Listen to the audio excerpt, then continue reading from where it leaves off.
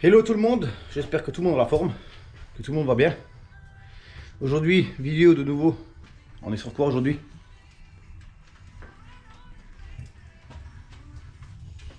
N47, encore une fois. N47, qu'est-ce qu'il a?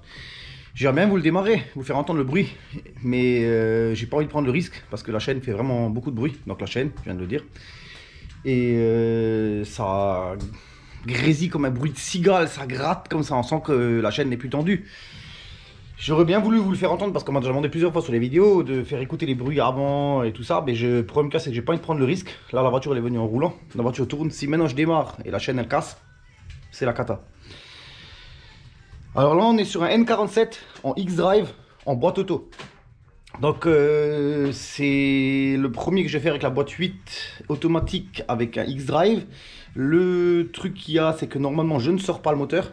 Il y en a plein qui m'ont déjà dit ouais c'est mieux de le sortir, blablabla. Quand c'est une boîte manuelle en 2 roues motrices, je le sors pas. Là j'ai pas trop le choix. J'ai réfléchi ça cette nuit en dormant. En fait il faut enlever le différentiel qui est en dessous. Je vais vous montrer ça. Attends, je vais voir lever. Bon on est sous la voiture. Alors je vais essayer de la lever encore un peu si j'arrive. Voilà, ça suffit. Voici la boîte de vitesse. La boîte de vitesse, elle va jusque là.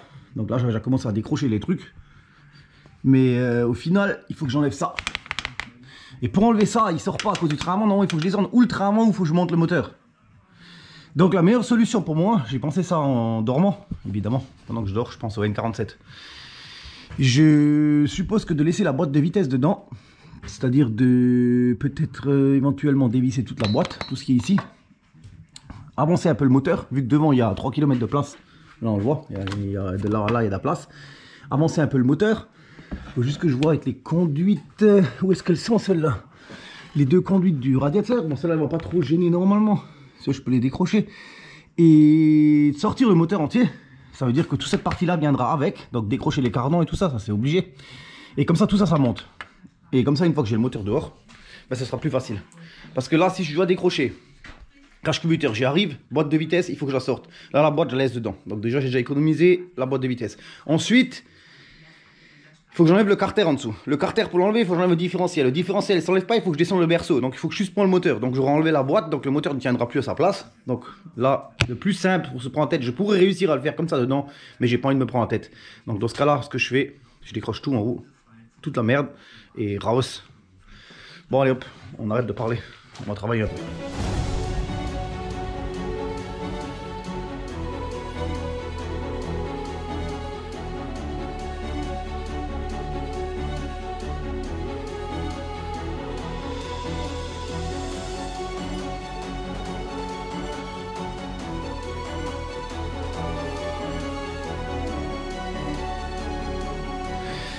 Bon, j'ai pas beaucoup parlé. Donc là, démontage des deux bras, démontage du cardan, vidange du pont. Je vais vidanger le moteur, je vais vidanger la boîte pour que ça me coule pas partout. De toute façon, l'huile, on va la mettre neuve. Là, pareil, on va enlever le cardan, le grand là. L'échappement, il est enlevé. Ensuite, je vais faire le tour de boîte. Bon, je vais un peu galérer parce qu'il n'y a pas de place. Et quelques conduites encore devant de flotte. D'ailleurs, je vais chercher le bocal pour récupérer la flotte. Parce que j'ai pas tout qui coule partout. Et ensuite, faisceau électrique c'est fait, on l'a vu. Il y a juste à l'accrocher et le lever. Le râleur, enfin la râleuse.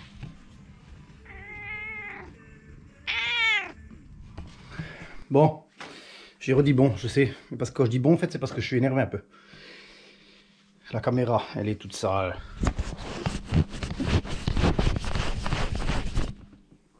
Là, c'est mieux. J'ai démonté tout ce qui était, à part ce truc là que je viens de voir, que j'ai oublié, périphérique de tout ce qui est autour. Donc là il n'y a plus rien qui est accroché.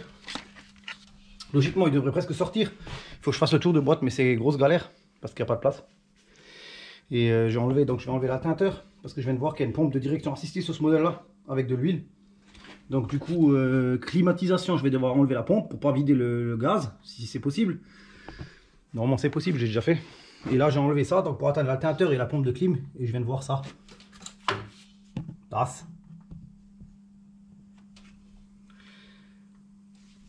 C'est les superbes vannes EGR. Donc les vannes EGR, c'est ce qui recycle les gaz d'échappement. Par ça. ça recycle par là les gaz d'échappement. Et les gaz d'échappement remontent jusque là-dedans. Ils passent jusque là et ils renvoient tout ça dans le moteur. Alors pour ceux-là qui disent qu'une soupape, il faut surtout pas qu'il y ait un grain de sable ou un petit machin qui rentre dedans. Quand on voit cette merde là, toute cette saloperie là, on n'a pas le droit de dire ça, on mettra un bip dessus. Et ben, ça passe dedans et ça fait rien. Le moteur il brûle tout ça. Donc c'est pas un petit grain de sable. Quand il y a une petite particule ou une saleté ou un truc qui va faire quelque chose, c'est pas si sensible que ça. Mais bon, c'est quand même un peu honteux d'avoir de la merde comme ça dans la pipe, dans le pipe, pardon, on n'a plus le droit de dire ça, dans le collecteur d'admission. Bon, on va démonter maintenant tout ce qui est pompe de clim, alternateur, tout ça, pour pouvoir sortir ce superbe 4 cylindres N47. Prêt à sortir. J'ai même dû descendre le berceau devant, le landau. J'ai descendu le landau en bas. Parce que ça passe pas sinon ici, là. Maintenant la question elle est, est-ce que ça va sortir ou ça va pas sortir? Si ça sort pas, il faut que je descende encore le berceau un peu plus. Le trou béant. Le trou béant. C'est le gouffre du Padirac. Pour ceux qui connaissent. Et là il y a l'animal. Comme ça au moins là, je peux travailler normalement. Bon, il y a quand même du boulot quoi. Je préférais le sortir, comme ça au moins je suis tranquille, parce que dans la voiture c'est trop la merde avec le X-Drive et tout. Et là je vais pouvoir attaquer maintenant tranquillement la distribution, sans trop me casser la tête. Mais quand même un petit peu, c'est quand même pas facile à faire.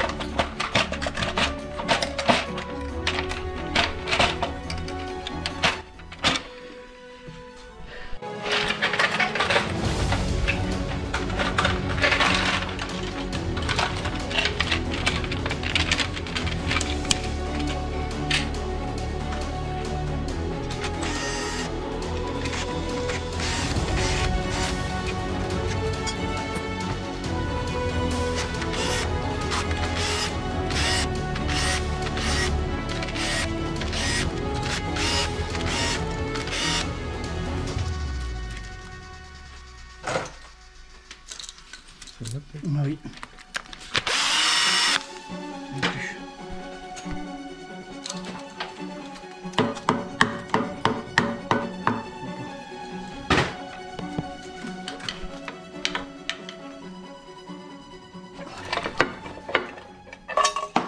Là, déjà des morceaux qui tombent déjà. Ah bah il manque un patin complet. Je vais l'éclairer. Là il manque le patin du haut complet. Alors celui-là il doit être à mon avis là en bas dedans. Donc je vais devoir l'enlever après. Ah, là il y a les morceaux, on les voit. Hein. Donc là il n'y a plus de patin en fait. Si là il est. Ah bah tiens il y a des morceaux. Voilà. Là je l'ai là. Là il n'y a plus de patin. Celui-là il a pété. Ah bah là il allait pas loin avec la voiture. Hein. Bon tout le reste ça a l'air correct. Ouais, tout le reste ça a l'air bon. Là il y a des morceaux. Ah bah celle-là c'est pour ça. Heureusement, comme j'ai dit dans la vidéo, hein, je l'ai dit, hein, je voulais plus la démarrer parce qu'au bruit, moi ça m'inspirait pas confiance. Ça claquait fort. Et donc le patin il a pété. Donc cette fois-ci c'est pas la chaîne qui a pété, c'est le patin. Mais je pense que le patin il pète parce que la chaîne se détend, se détend, se détend. Le tendeur n'arrive plus à tendre, donc il n'arrive plus à appuyer dessus. Et la chaîne elle claque. Et en claquant la chaîne contre le patin en plastique, bah, le patin il explose quoi. Et puis là le prochain truc c'est la chaîne qui dégage quoi. Mais comme dit, donc j'avais pas tort de plus la démarrer. Bon, pour ceux-là qui ne savent pas, ça c'est un filetage inversé. Donc je serre pour desserrer. Voilà. C'est pour ceux-là qui ne savent pas, qui cassent la vis dedans. C'est un pas inversé. Je ne sais pas si vous le voyez sur la vidéo. Mais c'est pas une vis normale.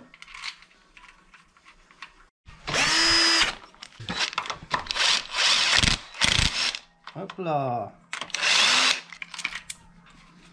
Encore des morceaux. Ouais, que des morceaux partout. Il y a encore des morceaux, mais ça c'est pas la même chose. C'est juste moi qui est con, c'est pas pareil.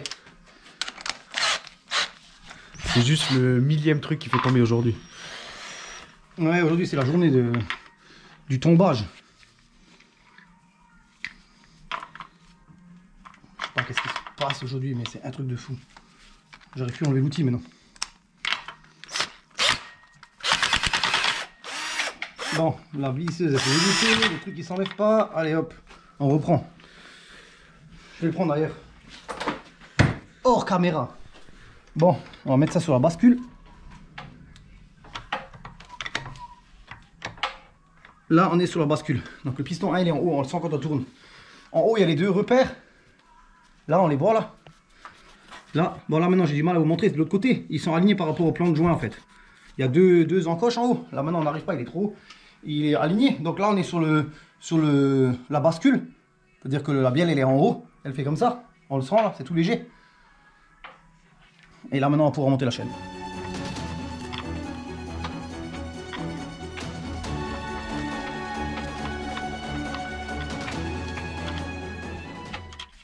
Et là, le repère, il est ici.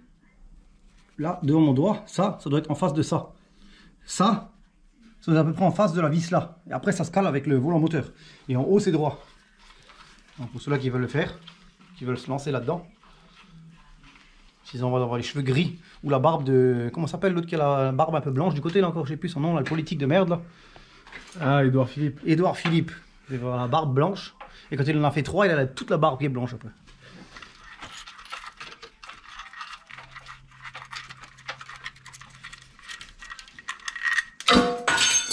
C'était pas nécessaire, mais bon, c'est comme ça. Il manquait une pièce. J'ai oublié.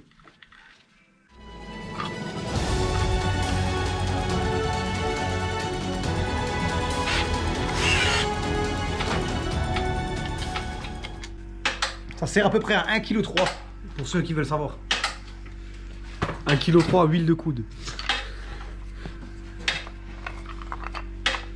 Pas Newton-mètre. Newton-mètre, il est mort. Maintenant, on peut mettre cette magnifique pièce. Alors, on fait comme ça. Hein. Mais du coup, elle tombe plus non plus. On la met en bas dessus.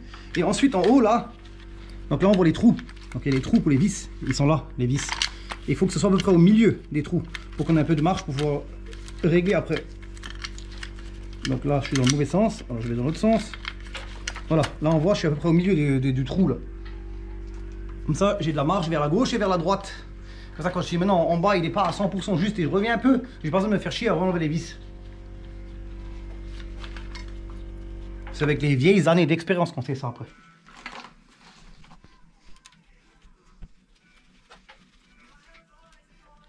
La nouvelle chaîne de pompe à huile. La pompe à huile, comme ils disent les Allemands. Enfin, les gars de chez nous. Alors, la pompe à huile, il faut regarder, il y a un éplat dessus. Là, on ne devrait pas être loin, là. Et voilà, elle est dessus. Et évidemment, toujours, elle était dessus. Toujours à l'envers. Toujours vissée à l'envers. C'est comme sur les Fiat. Tout est à l'envers. Juste pour info. Alors, bon, la lampe, elle n'est pas là. La vis, là, il ne faut pas oublier de la serrer. Parce que la dernière fois que j'ai fait une voiture, j'en ai racheté une. Et elle a été faite chaîne de distri. Et je crois 400 km après, et la personne à la voiture, le moteur, il a bloqué. Et moi, je l'ai racheté, cette voiture. Et en fait, il s'avère que cette vis de merde, là, ils ont oublié de la serrer. Donc, ils l'ont mis contre avec les doigts. Et avec les vibrations, petit à petit, elle s'est desserrée. Et le méplat, il est sorti. Le truc, il a tourné. Et ça, c'est la pompe à huile. Donc, la pompe à huile, elle tourne plus. Et si la pompe à huile, elle tourne plus, c'est comme le cœur. Hein. Quand la pompe à huile, elle s'arrête, c'est comme le cœur. Ça dure 1 minute 30 et c'est fini. Et donc, tout a cassé. Et donc, j'ai pu me faire vilebrequin, machin, bloc moteur et tout ce qui s'ensuit. J'étais super content d'avoir acheté ça. Ça va là. C'est comme les Lego. Ah non. Je me suis trompé de trou, chef. C'est le trou. Ah non, c'est même pas le trou là. Alors c'est moi qui ai fait n'importe quoi. En fait, c'est pas cette pièce là qui va là en fait. Je viens de me rendre compte que je me suis trompé de pièce. Je crois que tu peux couper de nouveau. Je cherche de nouveau. Si, en fait, c'est juste moi qui ai... Je crois que j'ai trop dormi en fait. Et pour une fois, c'est vrai, j'ai vraiment trop dormi. Il faut que je cherche encore des vestiges dans les morceaux là.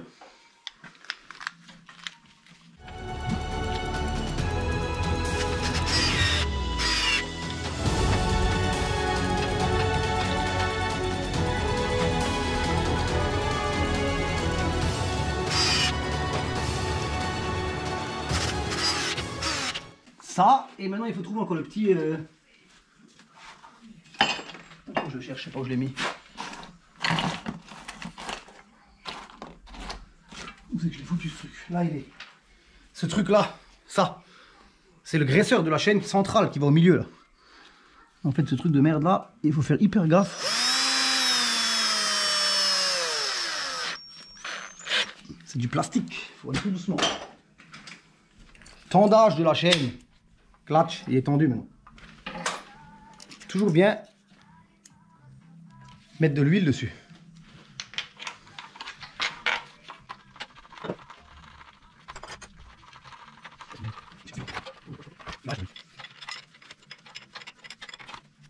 Voilà, tu es fait.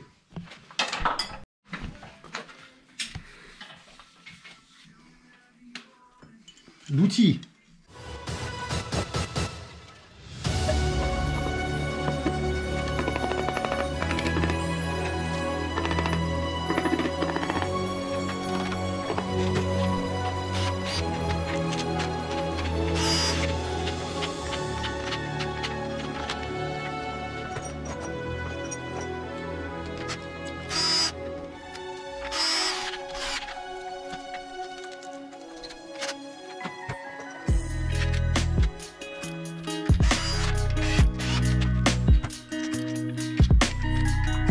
Kilo 3.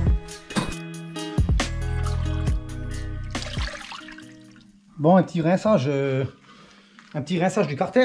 Là j'ai enlevé toute la merde qu'il y avait dedans, j'ai enlevé tous les morceaux, ils sont tous posés là-dessus. Et là on voit bien ça là, ça c'est un trou, d'accord? Et c'est le trou pour les cardans, puisque le carter il est à peu près à ce niveau là, et ben, le cardan il traverse le carter. Mais par contre il ne communique pas avec lui le moteur, c'est fermé. Donc c'est un carter spécial pour les X-Drive.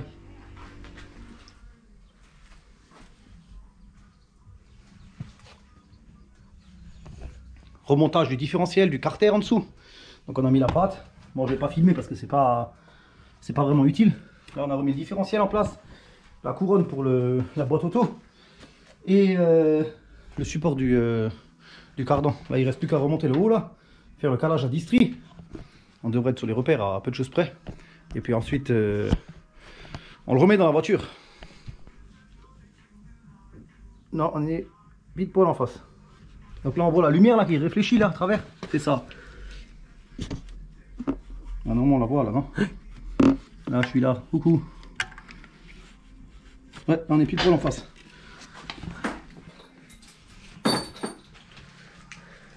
Bon là tout est calé. Donc là je serre encore les vis là. On serre ça bien au couple. Voilà, hop là. Ça c'est fait.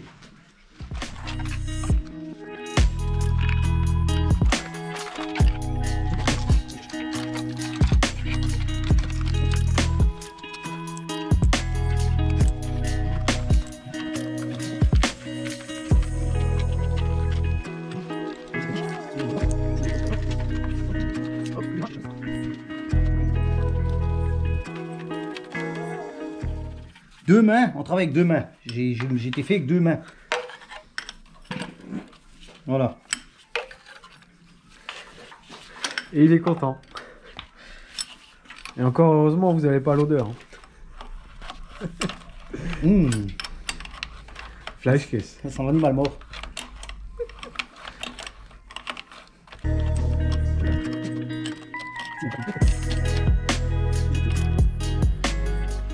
L'animal est de nouveau dedans. Là on entend la boîte. Donc là je viens de remettre dedans, on n'a pas pu filmer parce qu'évidemment il nous faut 5 mains et on fait que de criser parce que déjà il nous manque des bras, on est mal foutu. Donc du coup là on vient de le mettre dedans avec la girafe, l'âne. Et là on va la lever, on va visser la boîte de nouveau au bloc et puis ensuite on peut attaquer tout le reste. Allez hop.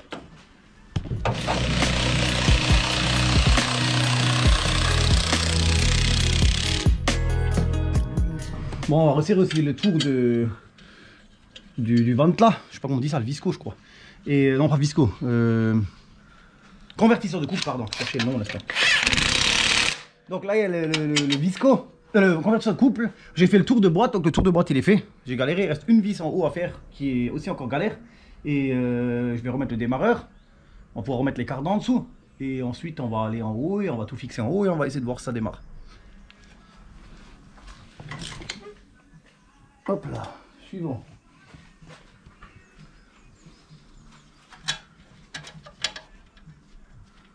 Super, faut que je redesserre. En face. Non. Je redesserre.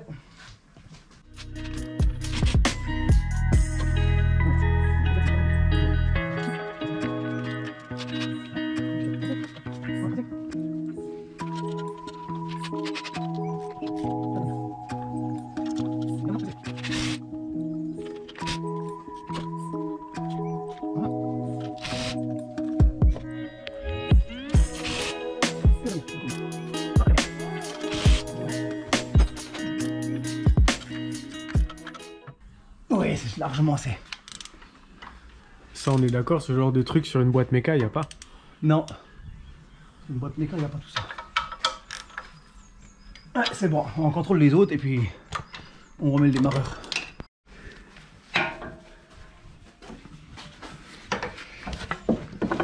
Attends.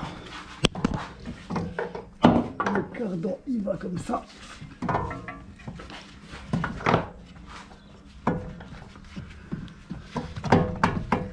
Pardonne-moi. Voilà, maintenant il est dedans. Toujours un peu tapé dessus. Bon, là on a encore les tuyaux pour le refroidisseur de la boîte. Les 2 tuyaux d'huile. Ceux-là je les sers déjà. L'arbre de transmission. Il faudrait d'abord mettre les tuyaux. Non, je vais d'abord mettre les tuyaux parce que sinon je passe plus la main. Il faut d'abord que je descende la voiture.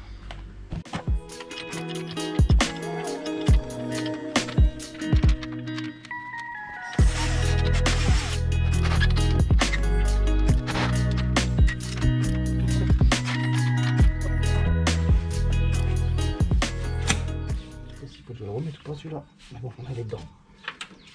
Ça c'est fait. Celui-là il va je sais plus où, là-bas au fond.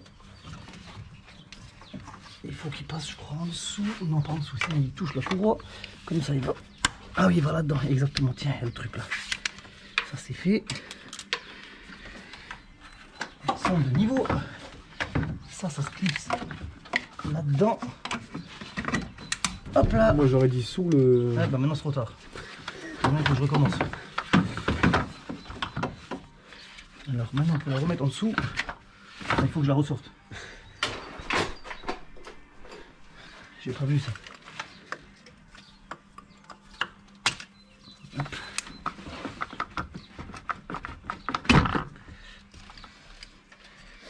Putain de sa race. Ouais, en dessous de ça, exactement. En dessous, c'est mieux comme ça. Voilà, ça tu clipses, ça tu serres, ça tu rentres devant. Ensuite on a une en dessous là qui va je sais plus où là. Là, celle-là elle va là-dedans. Le clips il est dessus encore. Hop. Hop. Hop là. Et encore en haut. Bon, c'est tout ce qui est électronique là. Alors il y a bien un câble rouge, il faut bien respecter le rouge et le noir. C'est très important dans l'électronique. Là, il y a un noir. Mais après pour ceux qui sont daltoniens, tant pis pour eux, écoute, s'ils n'arrivent pas à voir. Normalement il y a la longueur des câbles, on ne peut pas se tromper. Voilà. Ensuite il y a celui-là qui va là. Ensuite il y a le petit cache en plastique qui va dessus. Voilà, on va chercher la douille.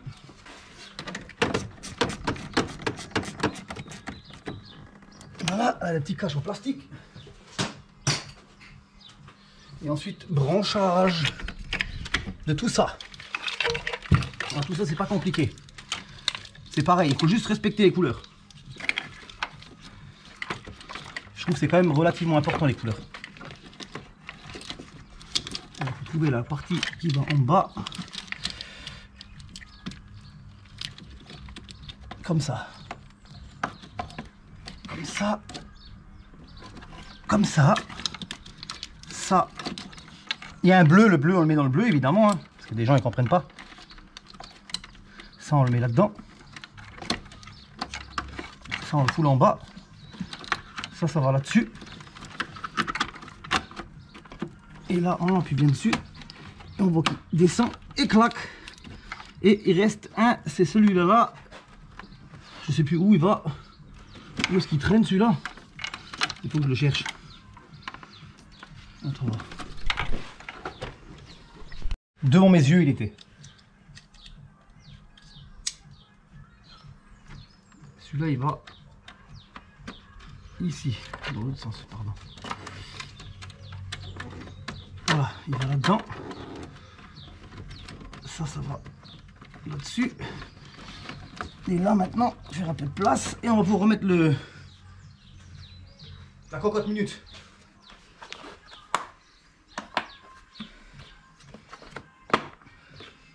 Et c'est là-dedans qu'il y a plein de choses qui se passent. Il y a des calculs qui sont faits. Les gens ils n'arrivent pas à calculer. Ils n'arrivent pas à réfléchir. Même un calculateur il arrive.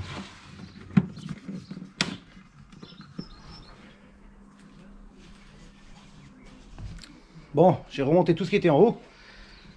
J'ai pas trop filmé parce que bon, ça n'a pas de but à filmer tout ça. Là maintenant, ce que je vais faire, je vais de nouveau lever, rebrancher les quelques conduites qui restent en bas. Donc il reste quelques conduites de gasoil et 2-3 petites bricoles en bas. Mettre tous les fluides déjà dedans et voir si ça démarre. Mieux démarrer avant quand même.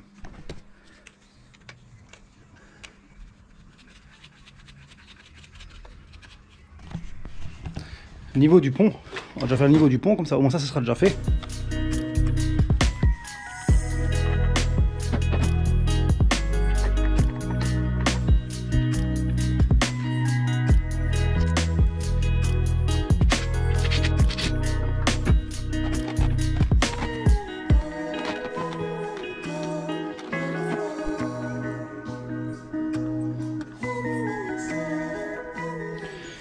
Bon, on a vu, tous les fluides sont dedans.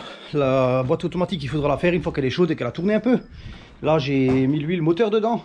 Donc, je vais déjà essayer de voir si elle démarre. J'ai ouvert le premier injecteur pour que il chasse un peu l'air qu'il y a dedans. Une fois que le gasoil sort, je le resserre et normalement, elle devrait démarrer. Si je suis bon, à voir.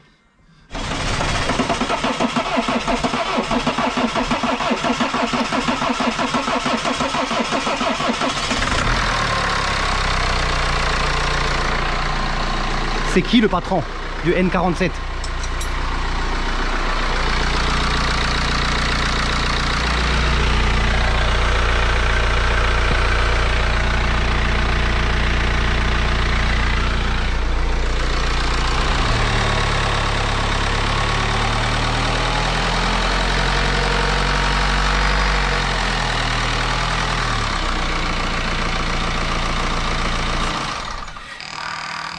On redémarre pour voir.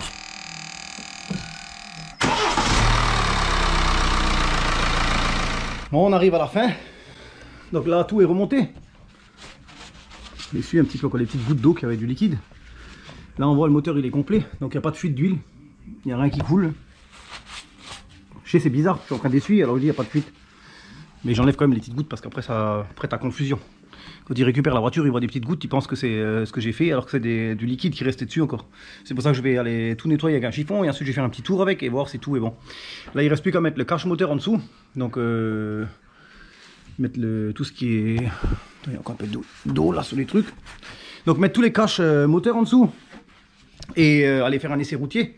Je pense que de toute façon, voilà, pour voir au moins pour la boîte de vitesse, puis qu'on a tout vidangé, tous les plombs et tous les trucs. Donc pour ceux-là qui ça aura pu apporter quelque chose, ben voilà, j'espère que ça les aura aidés. Et pour ceux qui me suivent, merci à tous. On est plus de 5000 déjà maintenant, donc ça fait plaisir. J'espère que le temps le permettra. Si lui là-haut, il permet de revenir un petit peu, le soleil, comme ça on pourra faire des petites présentations de nouveaux véhicules et faire un petit peu des essais, parce que là en ce moment c'est pas la joie. Et c'est vrai que faire mécanique, au bout d'un moment, les vidéos c'est toujours la même chose, quoi, ça se répète. Donc là je pense qu'il y aura un petit peu des présentations, on verra bien ce que je vais avoir. Là normalement je vais peut-être avoir des bons véhicules, des trucs un peu cool, des trucs qui sont plus trop fabriqués aujourd'hui. Et peut-être des surprises avec des autres youtubeurs. Donc merci à tout le monde. Je vous fais un petit essai sur la route et puis gardez la forme, hein. Allez, prochaine étape, on remonte les caches, c'est la route. C'est pas beaucoup, hein. Pas beaucoup de kilomètres, hein. Bon là on va aller essayer pour voir ce que ça donne sur la route, pour voir si tout est normal.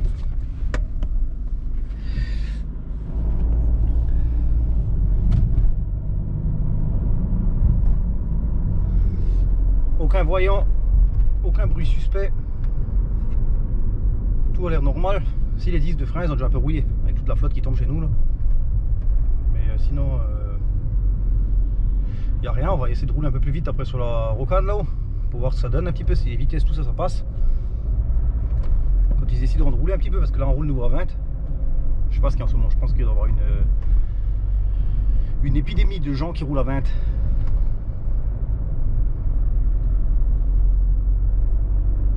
Les vitesses ils sont fluides. Ah, l'huile elle est neuve aussi. L'huile du pont elle est neuve. L'huile de boîte elle est neuve. L'huile moteur elle est neuve. Filtre à huile c'est neuf. La chaîne elle est neuve. Donc là on a vu c'était juste le tendeur qui était pété derrière. La chaîne était un petit peu détendue. Donc du coup elle a tapé sur le patin en plastique. Vu que c'est du plastique un peu dur, et ben, ça a tout de suite cassé. Donc on a tout remplacé. Tout est neuf. La chaîne de la pompe à huile, chaîne en bas, chaîne du haut, tendeur, tout ce qui va avec. Et là apparemment tout est normal. Ouais, les vitesses ils changent fluide et tout. Là on voit, hein, je suis à un tout petit peu plus que 1000 tours. Donc merci à tout le monde qui me suit. Et vous pouvez commenter s'il y a quelque chose, vous pouvez mettre un petit pouce bleu, c'est gratuit. Abonnez-vous, parce que j'ai vu il y a beaucoup de monde qui regarde mais qui s'abonne pas. Donc n'oubliez pas de vous abonner, c'est gratuit. C'est toujours encore gratuit pour ça pour l'instant. Donc à une prochaine dans une autre vidéo.